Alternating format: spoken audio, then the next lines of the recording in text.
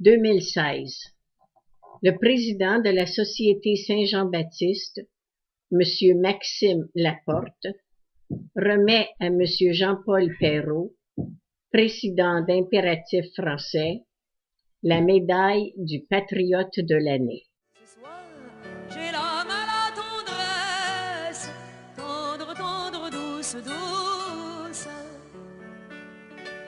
Françoise, Hélène, Claire, Patrick, Kim, Roland et Jean-Louise, et tous les autres que je ne saurais nommer. Vous êtes méandres les soirs de détresse, la goutte d'eau qui fait jaillir la source. Président de la section Montréal-Nord, si je ne m'abuse. Alors, nous poursuivons votre héritage. Merci d'avoir eu cette idée extraordinaire. Cette année, le prix est remis à une personne véritablement extraordinaire. Je pense que, comment dire, je ne vous ferai pas de surprise en disant que c'est M. Jean-Paul Perrault.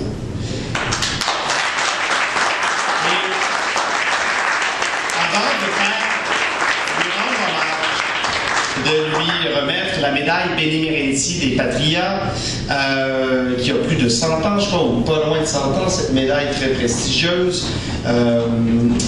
Eh bien, j'aimerais faire un peu comme c'est devenu à peu près la coutume, en fait, d'inviter le Patriote de l'année dernière à prendre la parole pour passer symboliquement le flambeau. Ce patriote de l'année dernière, 2015-2016, eh bien, c'est M. Robin Philpot, essayiste, journaliste, grand militant. Avec lui, nous avons lancé il y a, en fait, je dirais que le groupe des anglophones pour l'indépendance a été lancé il y a quelques semaines avec un succès retentissant. Alors, pour passer le flambeau, mesdames et messieurs, j'inviterai Robin Philpot.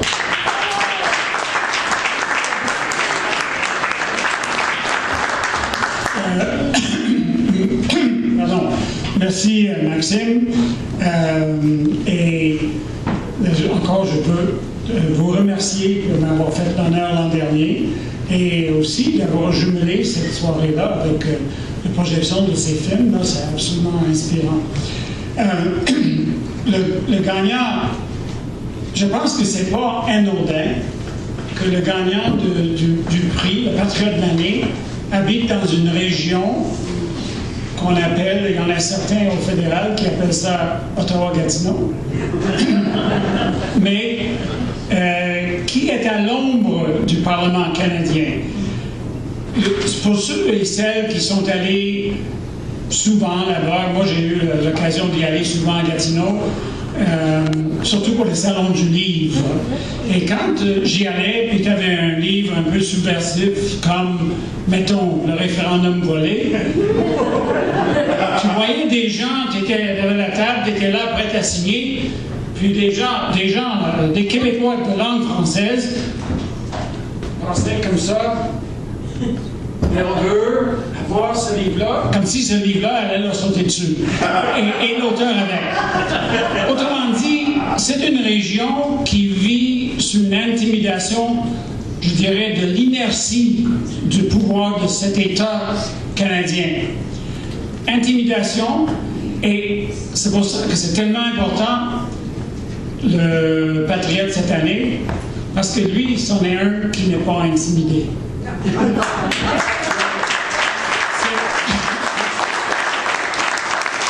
Et de continuer à faire ça depuis combien d'années et d'insister que c'est au Québec, c'est en français que ça se fait dans une région où on impose l'anglais et on fait semblant de permettre un peu de français ici et là, ça relève du courage, de la détermination.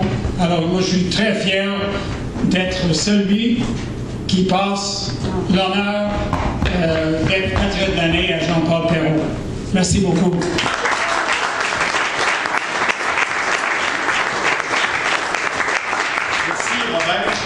Et Robin, ce que tu viens de dire sur l'Outaouais et Gatineau, ça me fait penser à des paroles du premier ministre fédéral qu'il a prononcées, que vous les avez entendues cette semaine. Je pense que c'était lors d'une entrevue avec Patrice Roy. Parce que vous savez qu'il y a des francophones à Ottawa qui voudraient bien que la capitale de ce Canada, supposément bilingue, soit elle-même bilingue, puisque ce n'est pas le cas. Or, et vous ne trouverez pas chez moi le plus grand avocat du bilinguisme canadien. Bon, on peut comprendre le combat de ces Franco-Ontariens, mais M. Trudeau, on lui pose la question, mais pourquoi Ottawa, la capitale du Canada, n'est-elle pas bilingue? Et lui de répondre, écoutez, Gatineau ne l'est pas non plus, hein? Puisque c'est la région de la grande capitale canadienne. Et à partir de ce moment de dire, c'est pas la capitale du Canada, Gatineau. Alors, on voit la fermeture, je veux dire, cet homme-là, mais alors, il est complètement sur une autre planète. D'ailleurs, il a déjà dit que les Martiens pourraient être citoyens canadiens. On s'en souviendra. Alors, pour l'occasion, je vais plutôt faire allusion à une autre personne qui a exercé la plus haute fonction, mais énormément ensemble. On collabore beaucoup, surtout ces temps-ci, puisque vous savez, le dossier de l'heure en matière linguistique, c'est sans doute celui de McGill en Outaouais. Hein, et toute la question de cette faculté de médecine qui, à toute fin pratique, serait associée à McGill. Et bien sûr, nous nous opposons à cela. Nous nous opposons à ce que les étudiants québécois qui ont droit d'étudier en langue française finalement, soit pris à suivre des cours à distance en langue anglaise. Vous savez, Jean-Paul Perrault, né à Sherbrooke en Estrie, a fait ses études universitaires à l'Université de Sherbrooke, où il a obtenu successivement un baccalauréat en pédagogie, une licence S-lettres en géographie, une maîtrise en administration des affaires. Depuis plus de 30 ans, il préside le mouvement Impératif français, organisme de recherche et de communication pour la démocratie culturelle mondiale par l'avancement, la promotion et le prestige de la langue française, de la culture d'expression française et de la francophonie. À ce titre, il intervient, comme on le sait, régulièrement sur la place publique afin de promouvoir l'importance de la langue française et de sa pérennisation. Président également du Festival d'Outaouais en fête, il s'est démarqué par ses talents de gestionnaire événementiel dans l'organisation de grandes activités culturelles qu'il présente avec l'aide et l'appui de nombreux partenaires et généreux bénévoles. Écoutez, il y a longtemps que M. Perrault aurait dû recevoir le titre de patriote de l'année, je crois bien. Ce citoyen d'exception, ce passionné, se révèle comme l'un des plus éminents gardiens de notre destinée collective. Depuis des décennies, Jean-Paul Perrault mène un combat brillant et acharné pour faire du français notre véritable langue commune. Il est une inspiration pour tous ceux et celles qui ont le Québec tatoué sur le cœur et méritent notre admiration, car c'est pour le bien commun qui se démène, notre bien à nous tous et toutes, et celui des générations à venir. Vous savez, vouer sa vie, comme il le fait, à notre cause nationale, harnacher avec brio des victoires petites et grandes pour l'avenir de notre civilisation française d'Amérique du Nord, cela malgré l'indifférence des uns et l'aveuglement irresponsable des autres. Posséder un sens aussi aiguisé de la résistance et du devoir civique à une époque où s'accumulent les constats d'affaiblissement et de domestication de notre culture. Voilà qui est digne de mention. Voilà qui correspond à la définition même de ce qu'est un patriote. Alors imaginez si le Québec comptait plus de Jean-Paul Perrault, hein, lui qui en vaut à lui seul certainement au moins 1 millier. Assurément, le problème de la langue qu'on traîne inlassablement depuis trop longtemps, ce problème serait réglé demain matin. Alors, je suis ému, je suis à mon tour honoré d'honorer M. Jean-Paul Perrault. C'est un grand allié de la cause de l'avancement de nos intérêts collectifs, de l'avancement de la langue française. C'est un homme que j'admire, c'est un grand allié de la Société Saint-Jean-Baptiste de Montréal. Et je dirais presque ce prix, lui remettre, en fait, cela va de soi. Et alors, je vous inviterai à accueillir M. Jean-Paul Perrault.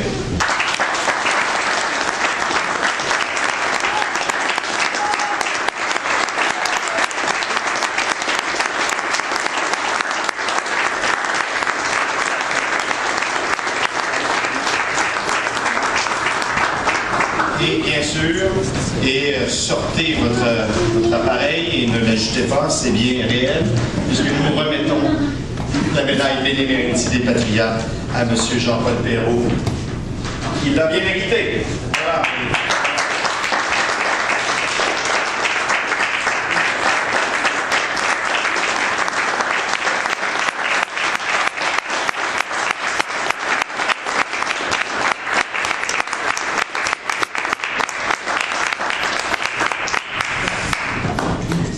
Alors, et sans plus tarder, on t'écoute, mon cher Jean-Paul, la patriote de la langue.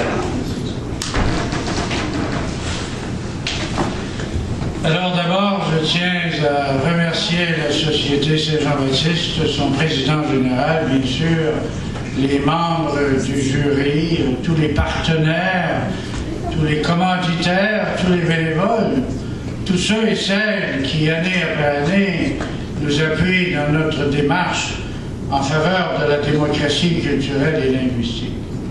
Vous savez, cette vision de langue unique, cette vision unique planétaire, celle de l'anglosphère, celle de l'américanisation, celle de la langue universelle. Vous comprendrez avec nous, si vous vous arrêtez quelques instants, pour réfléchir aux conséquences de cette vision, de ce mythe que l'on veut voir progresser à l'échelle planétaire, celui d'une langue universelle, celui de l'anglais langue universelle.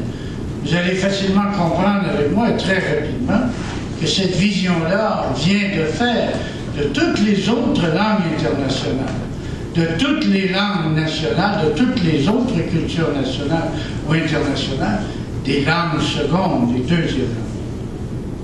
C'est inacceptable. Ce qui est vrai à l'échelle planétaire, c'est la richesse de la diversité culturelle. Et c'est celle-ci qu'il faut développer et non se diriger vers une vision unique, une américanisation planétaire qui nous nivelle vers le bas. Et d'ailleurs, dans le contexte des dernières élections américaines, qui a le goût aujourd'hui de devenir davantage, ou de devenir même, citoyen américain? Je pense que ce goût-là, et je pense qu'il ne faudrait pas se tromper et faire l'erreur. Je pense qu'on a, la francophonie a beaucoup à offrir à l'humanité, c'est notre vision, c'est une autre vision. Et je pense que celle-ci mérite d'être développée. Non pas uniquement la défendre, non pas uniquement la protéger. Je pense que ça en soi, déjà quand on parle de la défense de la langue française, c'est déjà un recul. Je pense qu'il faut plus que ça. Il faut la développer, il faut la voir avancer. Il faut de la création culturelle. Il faut que nos entreprises rayonnent internationalement. Il faut exporter. Il faut davantage de diplômés qui sortent de nos universités, qui sortent de nos collèges, qu'on soit capable de faire beaucoup plus. Je pense que nous avons une vision intéressante qui est celle de la francophonie, mais dans la francophonie, le modèle québécois est un modèle en lui-même fort intéressant. Vous savez, le Québec, c'est une des sociétés les plus évoluées sur la planète. Le Québec peut faire encore beaucoup plus. Et je pense que quand on parle de démocratie culturelle, on parle de l'avancement de la francophonie, on parle de l'avancement du Québec, on parle du rayonnement du Québec, on parle de davantage de création culturelle. On nous demande souvent, mais comment est né le mouvement impératif français? C'est une histoire intéressante et c'est une histoire qui probablement se retrouve dans chacun d'entre vous ici. Le mouvement impératif français est né de la colère d'une mère de famille. Il y en avait assez de voir que les siens éprouvaient des difficultés à vivre, à se divertir et à travailler en français.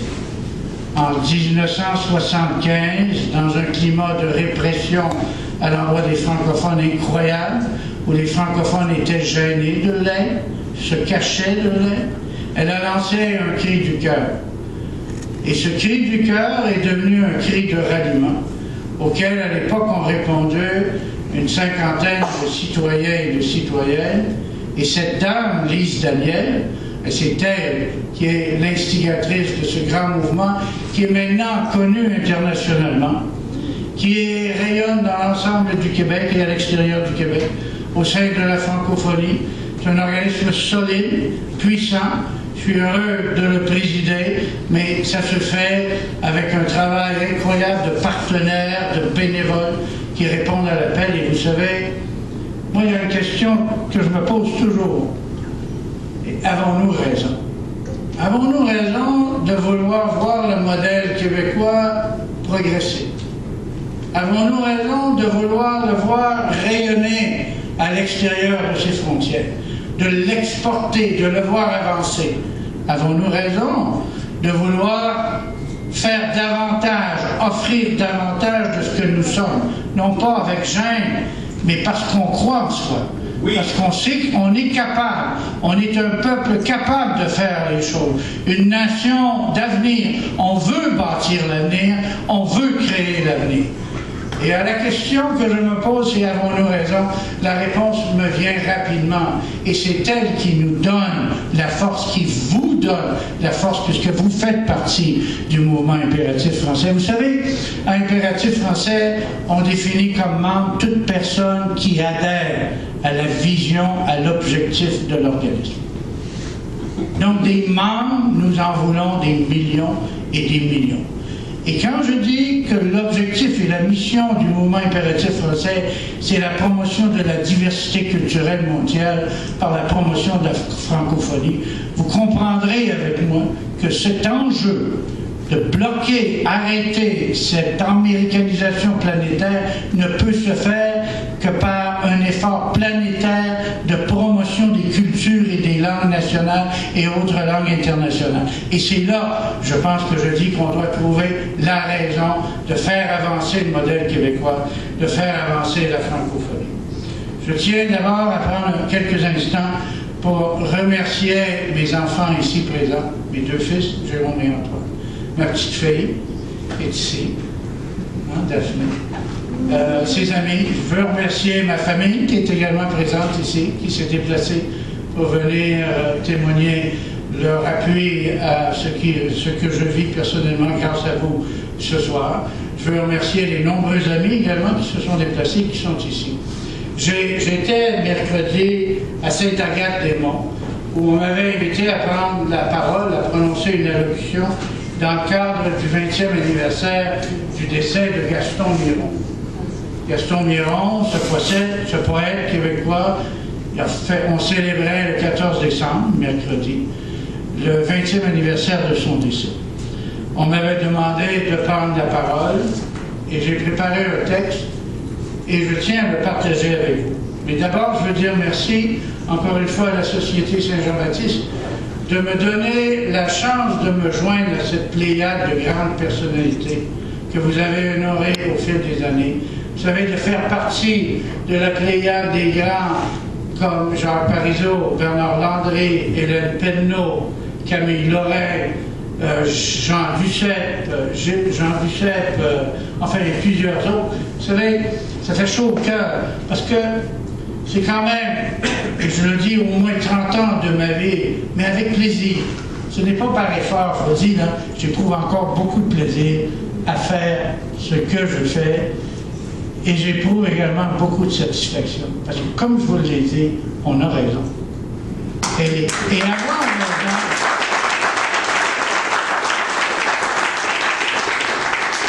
et avoir raison, c'est la principale raison pour avancer. Et moi, dans ces 30 dernières années, oui, il y a eu des moments difficiles, c'est sûr qu'il y a eu des combats, il y en a eu des solides, là. Il y en a plusieurs qui m'ont peut-être causé des nuits d'insomnie. Mais je vous disais toujours, je me posais la question, est-ce qu'on a raison? La réponse est oui. Alors, poussez-vous, parce qu'on va avancer. Il n'y a pas personne qui va nous faire peur parce qu'on a raison. Je pense que ça fait trop longtemps. Je pense que ça fait trop longtemps qu'au Québec, on nous culpabilise. Et vous verrez par le texte que j'ai préparé en hommage à Gaston Miron, un des grands combats de Gaston Miron a été celui qu'il a mené pour la langue française au Québec. Il s'insurge contre l'idée selon laquelle les Québécois ne parlent pas bien et doivent être corrigés. Et il a raison de s'insurger. On cherche à nous faire taire, à nous priver de notre droit ou notre liberté de parole lorsque l'on nous dit que comme peuple, on ne sait pas parler, que l'on parle mal. On cherche ainsi à nous faire taire, à nous soumettre. On nous culpabilise pour le simple fait d'exister. Nous sommes fiers de notre moi collectif, de notre langue aux nombreux accents québécois, de son histoire, de sa géographie, de son origine. Elle est nous, notre identité au sein de la francophonie, au sein de l'humanité. Nous avons toutefois un beau défi, celui d'en reprendre possession en extirpant les anglicismes qui nous rappellent notre statut de peuple occupé. Il faut l'aimer, la reconquérir, la désangliciser, la refranciser. Miron nous dirait que le Québec participe à la démocratie culturelle mondiale par ses créations culturelles, ses artistes, ses écrivains, son cinéma, ses universités, ses collèges, ses centres de recherche, ses entreprises, son savoir-faire. Le Québec est une des sociétés les plus évoluées dans ce monde.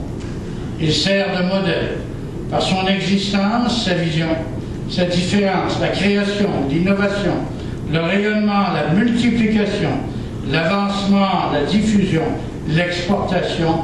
Il s'oppose à la vision et à la pensée unique et aux nombreux mythes ou fausses vérités que l'anglosphère cherche à imposer à la diversité planétaire, malheureusement avec un certain succès. Des exemples, prenez au Québec les fameux pressmen. Et là j'arrête. Lorsque vous téléphonez à un établissement au Québec et immédiatement après l'identification de l'organisme d'appel, on vous dit « If you want to hear this message in English, press 9 ». Et après ça, on vous donne le message entier en français. Il n'y a aucun endroit dans le monde où on traite différemment un groupe de citoyens. On offre, ça dit à l'anglophone au Québec qu'il est un citoyen plus important, on lui offre en premier l'accès à son message en anglais. On lui offre en premier l'accès. Ça dit que toi, tu es un citoyen de première classe, différent, tu passes en premier. Pensez à la puissance de la colonisation des cerveaux. C'est subliminal, on vous serine ça à l'oreille à longueur d'année. Ça dit aux francophones, toi, tu passeras après. Ça dit aux francophones, toi, tu es un citoyen chez toi de ceux qui ont une classe, tu passes après. Ça dit à l'allophone qui vient au Québec, tu vois, au Québec, là, les anglophones sont tellement importants qu'on leur offre en premier l'accès à leur message. On ne les expose même pas à la langue française, on leur dit débarque tout de suite, pressman.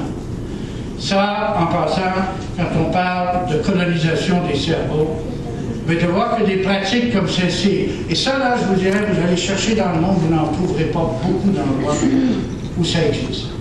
Il n'y a pas d'endroit dans le monde, à ce que je sache, qu'on va offrir l'accès à un groupe minoritaire en premier à son message avant d'avoir exposé le message entièrement dans la langue nationale du territoire où ça se passe. Quand on parle de colonisation des aires fortes, il y en a un autre également. L'anglais, j'en parlais tout à l'heure, langue universelle. On entend ça. Et de plus en plus, c'est même répété par des gens de chez nous, des animateurs de radio, de télévision, des journalistes, des professeurs. On entend ça fréquemment. L'anglais, langue universelle. Ben, si l'anglais est langue universelle, dis-moi ce que sont les autres langues. Les langues secondes.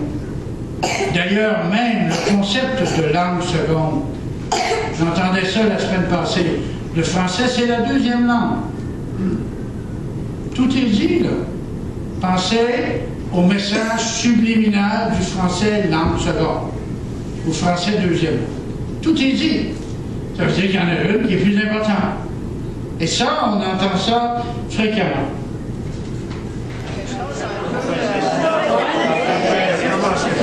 Normalement, c'est avec un truc, mais... Ah bon, moi je veux voir à quoi ça sert. Je veux voir à quoi ça sert. On peut la voir. Ah, Oui. wow.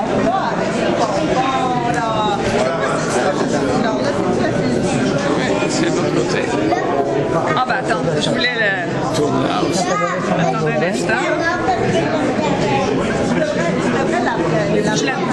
gâteau. C'est à vous de la tenir.